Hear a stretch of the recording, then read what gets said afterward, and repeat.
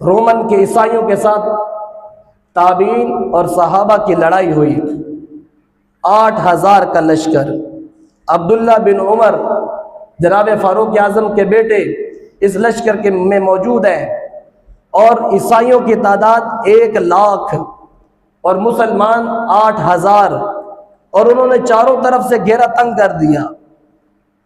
اور عبداللہ بن عمر نے یوں آسمان پہ دیکھا اور کہا اللہم انصر اے امت محمد صلی اللہ علیہ وسلم، یا اللہ آج امت محمد کی مدد فرما، آج امت محمد کی مدد فرما۔ واصلہ بن نعمان فرماتے ہیں میں جنگ والے سپاہیوں کی طرف بھی دیکھ رہا تھا، دشمن کی طرف، اور میں آسمان پہ بھی دیکھتا تھا کہ عبداللہ بن عمر کے ہاتھ اٹھے ہیں، خالی نہیں لوٹیں گے۔ عبداللہ بن عمر کے ہاتھ اٹھے ہیں، خالی نہیں لوٹیں گے۔ کہا میں یوں ابھی دیکھ ہی رہا تھا، آسمان کے دروازے میں نے کھلتے دیکھے، اور نورانی گھوڑے اور فرشتے گھوڑوں کی پیٹھوں پر سوار ہو کر نکلے، اور اوپر سے اعلان ہوا اے امت محمد صلی اللہ علیہ وسلم مبارک ہو، اللہ آ رہا ہے، اللہ آ رہا ہے، اللہ کی مدد آ رہی ہے۔ ہاں کوئی مانگنے والا تو ہو، ہمارے میں تو کوئی ایسا رہا ہی نہیں کہ جو ہاتھ اٹھائے اور رد نہ ہو۔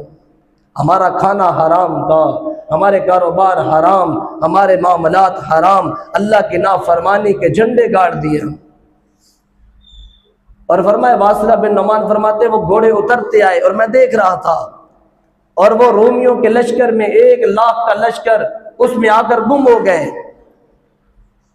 اور 8,000 صحابہ جو لڑائی کے لیے تیار کھڑے ہیں وہ دیکھ رہے ہیں کہ وہ 1,00,000 کے لشکر منتشر ہوا، اور ایسی بھگدڑ مچی کہ وہ اپنے گھوڑے چھوڑ کے بھی بھاگ گئے، اور اتنے 5,000 بندہ قتل ہو گیا، اور بھاگے ہوئے جا رہے ہیں۔ کہنے لگے مسلمانوں سے نہیں لڑا جا سکتا، امت محمد سے مقابلہ نہیں کیا جا سکتا۔ کیا کریں، ہم سارے جانور بن گئے، ہم حیوان بن گئے، ہمارے ظلم ہی ظلم ہے۔ ایک حدیث قدسی یاد آئی، اللہ فرماتے ہیں اے میرا بندہ میں نے تجھ پر اتنی انعامات کیے، میں نے تجھ پر اتنی رحمتیں کی، میں نے تجھ پر اتنی کرم نوازیاں کی کہ تو اس میں ڈوب گیا۔ وَإِن تَعُدُّوا نِعْمَةَ اللَّهِ لَا تُحْصُوهَا، اے میرا بندہ میں نے تجھ پر اتنی نعمتیں کی کہ تو نے شمار ہی نہیں کر سکتا، اور میرا بندہ تو نے گن ہی نہیں سکتا، لیکن تو نے کیا کیا؟